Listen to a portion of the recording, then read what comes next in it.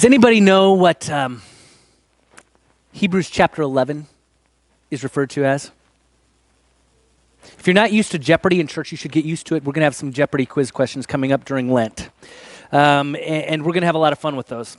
But Hebrews chapter 11 is referred to as the faith chapter, because everything is saying, by faith this, by faith that. Let me give you just an example. In chapter 11, it says, by faith we understand. By faith, Abel offered a good sacrifice. By faith, Enoch did not see death. By faith, we draw near to God. By faith, Noah constructed an ark. And by the way, it would take a lot of faith to construct an ark out in the middle of nowhere and assume that all of a sudden it was going to flood. By the way, it took like 100 years to build the ark, so it took a lot of faith to keep on building. It says that by faith, Abraham obeyed when he went to a foreign land, a place that he had never seen.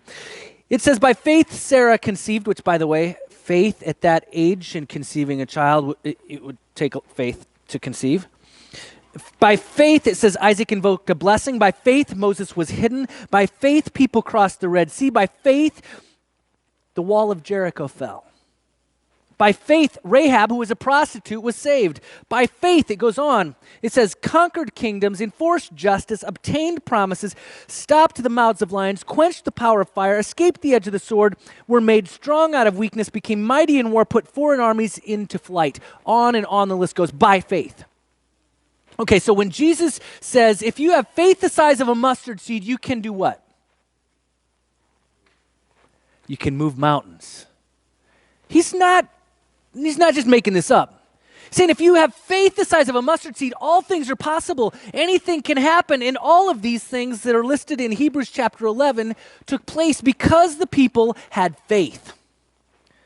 If you want a chapter that helps you understand the things that are possible with faith and what you can accomplish in faith, read Hebrews chapter 11. And by the way, you can find that in your YouVersion Bible app and read the whole thing, or actually push play and it'll read it for you as you drive to work tomorrow. The power of faith that is available to us is more than we can imagine.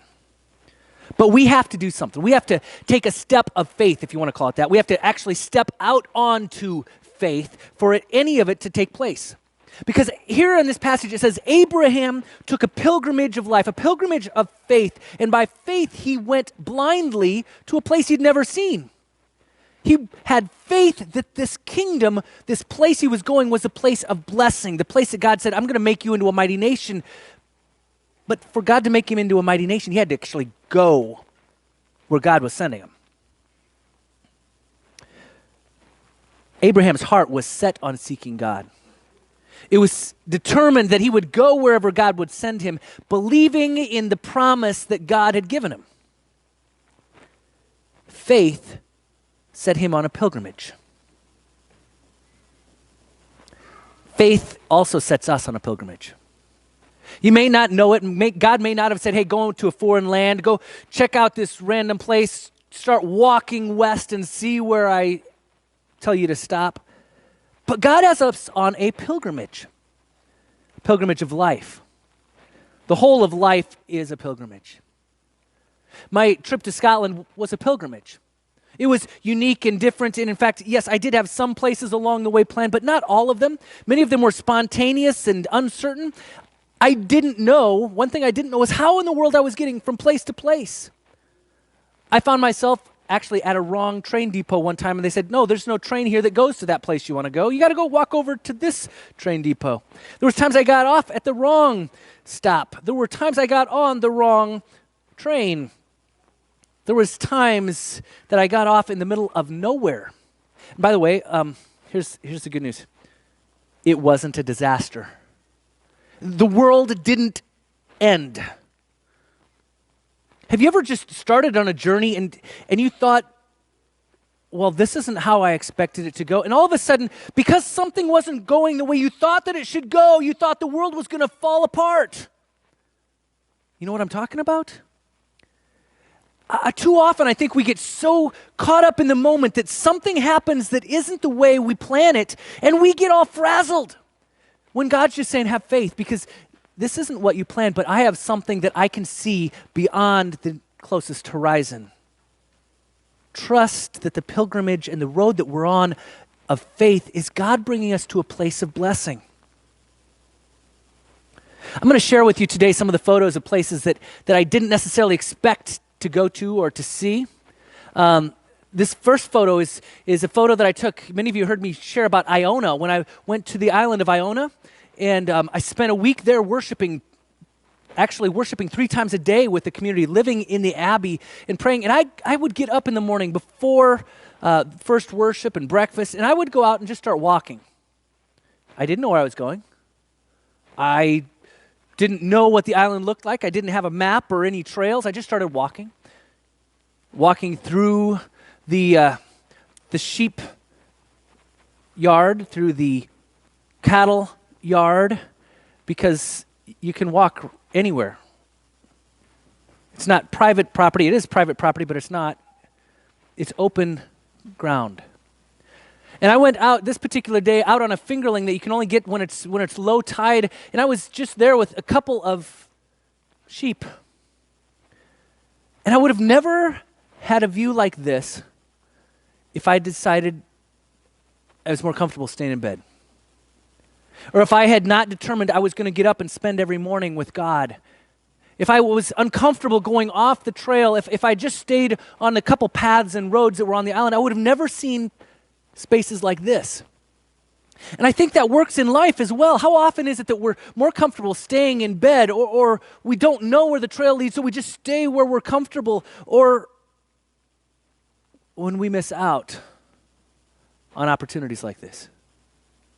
I believe God's pilgrimage of faith calls us to do things that takes us places we never planned, to see things that we never expected to see. And I think we must follow faithfully if we want and expect to be blessed in the process. This next stop is probably something you've all experienced. Well, maybe not literally. Have you ever been dropped off at a train station literally in the middle of nowhere? And by the way, this happened several times. And I got there, and here's the amazing thing. I showed up, and there was nobody there holding my name. They weren't saying, hey, jump in my car. I got a limo right here. We'll take you to your next stop. No, I got there, and in fact, the people that were on the train that got off there, they all dispersed. They knew where they were going. They were gone. And all of a sudden, I'm standing here alone. And this happened several times at a bus stop, a train stop, just looking, thinking, where am I going next? In this particular case, I had one more jaunt. I had to wait for another train, and then got off in the middle of nowhere and started walking to a place that I didn't know where it was, but just walking. And this next photo tells you a little bit of some of the walks that I had. The road to nowhere, the path less traveled. How many of you, if God said, just walk this way until I tell you that you've got there, would just start walking? Knowing it may be days, having no idea what's over that rise or where the next town is. I think sometimes God calls us down a path that we can't see the destination. We can barely see the path in front of us. By the way, this photo is a photo that's actually better than a lot of the ones because you can actually see the path in the distance. A lot of the places you couldn't see the path beyond just a few feet in front of you, and sometimes you'd lose track of the path. How often does God call us to walk in a direction we can't hardly see the path, let alone the destination, and we give up and we're frustrated and we say, no, I'm not comfortable walking this way. I'm not comfortable stepping out of my comfort zone. Or we think back to the train depot and we're so afraid of the path ahead and not knowing where we're going that we find ourselves frozen in fear. Frozen because of life circumstances. And yet I look at this and I think, the things that I would have missed, the things that we do miss in life because we're so frozen or afraid of what the future holds, or frozen because we don't want to move out of the situation that we're in. This particular photo takes you to the Falls of Glomac, which I showed you a photo of a week or so ago. just absolutely beautiful place where I was able to camp and enjoy and just sit in the presence of God. The things that we miss are sometimes the most beautiful opportunities in life, and we're missing them altogether. I also got to experience travel in a way that I'd never traveled before. How many of you have traveled on ferry? A ferry from one island to another island? Have you ever, so you've seen the inside of a ferry like that? For me, it was a whole new experience. I didn't know where to line up, where to get my tickets. I didn't know how to get on or off, and they'll, by the way, they'll direct you if you're going the wrong direction. If you wanted to get a car on a ferry, you have to book months in advance. Otherwise, you're going to go from place to place and not have a vehicle or have to rent a vehicle. The people that I stayed with on the island of Egg, they had a vehicle on both sides, on the mainland and on the island of Egg, because it was easier than actually ferrying back and forth every time. You get on the ferry like this, and of course you can go upstairs. The nice thing is you can actually meet people, you talk, you visit. You have a nice restaurant and otherwise a great, beautiful view. And I think if I had been only comfortable keeping my feet on the mainland, again, think about this in symbolic imagery for a moment. When we're comfortable only in the place that we stand, we're not comfortable stepping out in faith onto water. We're not comfortable stepping in a direction we've never gone. We're not comfortable getting on a vessel that we've never gotten on before or going to a destination we've never seen before. The things we miss out. This next photo is one of many that I got just riding the ferries. Absolute beautiful country. And I would have never seen from this kind of perspective if I hadn't taken some of those journeys.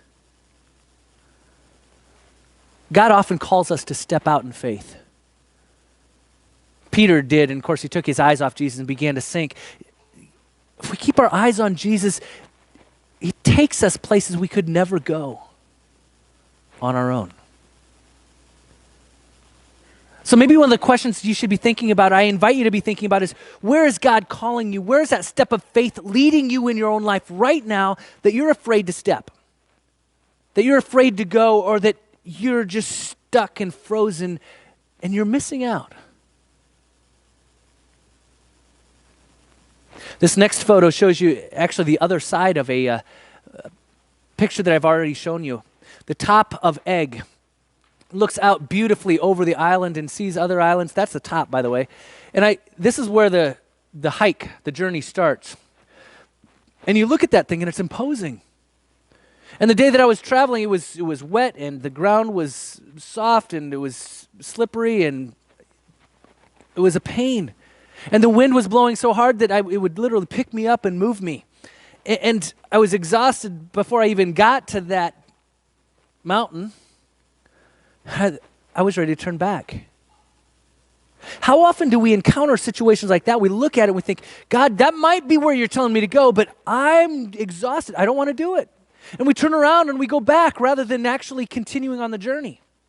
And we miss the mountaintop experience because we weren't comfortable or weren't perseverant enough to go through. By the way, the actual climb itself isn't straight up there. You kind of walk around the backside and you come up there. It's much easier to walk than you think. But absolutely beautiful and worth it. And I think I would have missed that if I had not persevered through it. This next photo is a castle, unexpected, that I found while I was walking the St. Cuthbert's Trail. And I kind of got off on this slightly different path and found myself right in front of this castle. By the way, I will also confess that there's a sign in front in the little door. The door's about this high. It says, "Don't go in." I went in. But you run into things like this only when you get off the path of life. Only when you get off your own comfort zone and you start going where God leads you. And it was beautiful to walk in, to touch the stones, to read a little bit about the story and understand what that castle was there and what it represented in the early days, and think, the people that invested their life in a place like this. And you think to yourself, what am I investing my life in? What's my dream? What is my future? Where is God leading me? Or am I just comfortable right here? And what kind of legacy will I live if I'm not willing to lay one brick upon another, if I'm not willing to go and experience that new place that God is calling me to? Here's another photo that you can find anywhere you go. This is the city of Dunfermline. There was a lot of city parks that I walked through. I don't know about you, but for me, most of the time, I don't have the time to even think about walking through a city park. I don't have the time to think about sitting down on a park bench and reading a book or listening to a book or meeting a stranger. And yet I found this kind of day one of the most blessed days I could imagine. To just sit and watch the beauty, to see people living life, to actually take a moment to stop and look at God's creation and symbolically smell the roses. And this last photo, although it's not the roses, I think you get the point. I think we need to get closer to life. I think we need to take time to get close and inspect what's really going on and actually step out in faith so that we're able to see the things that are really around us. I want to take a moment just to talk about the dangers. The dangers in life, the dangers in this particular passage, it says in verse 15, it says, if they had been thinking about that land from which they had gone out, they would have had the opportunity to return. You ever think about that? If we actually focus on or think about, oh, it was better back then. Oh, I remember the day when, and oh, that was just perfect. That's the way it should be now. I want to go back to that. Well, it's saying here, if they had focused on that, they would have gone back to it. They could have gone back to it. But it says, but as it is, they desired a better country, a heavenly one. And to reach for or strive for a heavenly kingdom, we have to step out in faith. We have to go somewhere and believe that God is the one leading us to a new place, rather than staying where we're at or looking back at where we came from. We have to keep our eyes focused on the future, focused on a path to nowhere, believing that God knows what's over that horizon, believing that God is leading us where we can't see. My question today is this: where is your pilgrimage in life leading you? What does it look like right now today? Where are you at? Are you stuck at the train depot? Are you frozen in fear? Are you looking at the horizon? Or are you looking up and feeling like there's pushback and the wind is blowing against you and you're ready to turn back? What does your pilgrimage of faith look like? Will you have the perseverance that you need in your own life and circumstance to see it through?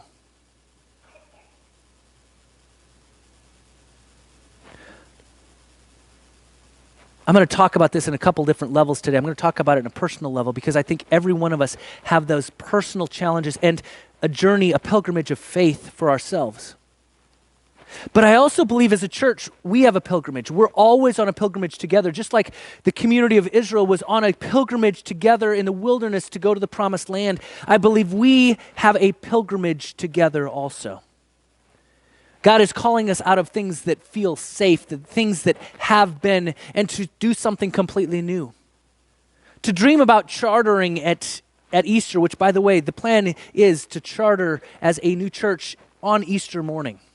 And we're excited about that. We're building up to that, getting all the documents put in place and organized. But God's also putting in front of us things that make the path look different. And to me, that's very exciting because to me, it always means that God is doing something we can't expect. We found out that we're not able to use the barn for Vacation Bible School this year. And you know what my first reaction was? Anybody ever do this? You hear some news and it's like, oh no. And you start to collapse. All of a sudden, that's bad news. Now what are we going to do?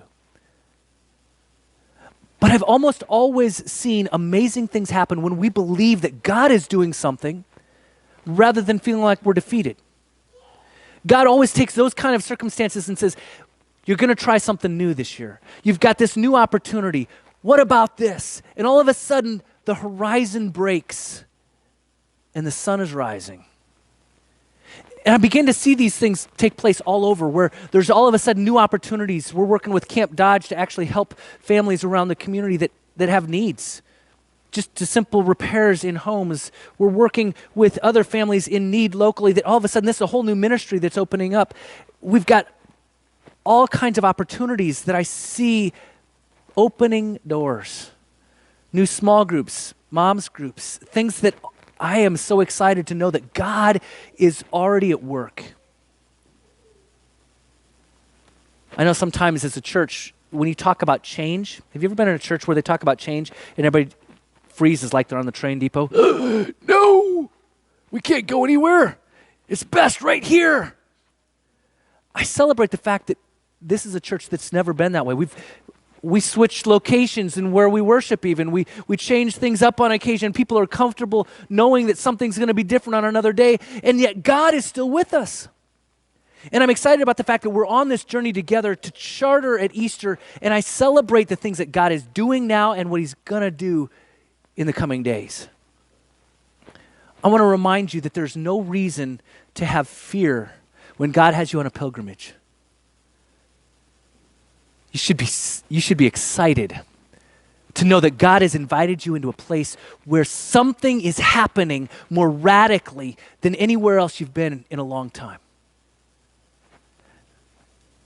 I pray that you will be excited and dream with me about what a year from now might look like, what 10 years from now might look like. Not what it used to be, not what it has been, not what we're comfortable with, but what God intends and how we can truly be Christ in community to each other and to those around us, our neighbors and friends. I encourage you to dream about and pray about what are the needs that we notice around us, where is God working already in our community, and what are the gifts that God has given us in ways that we can serve.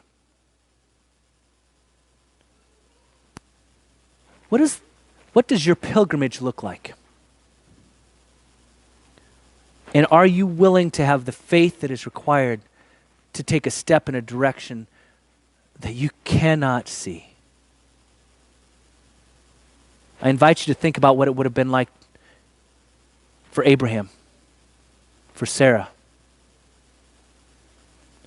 to start walking and trusting that God is the one who's directing the future.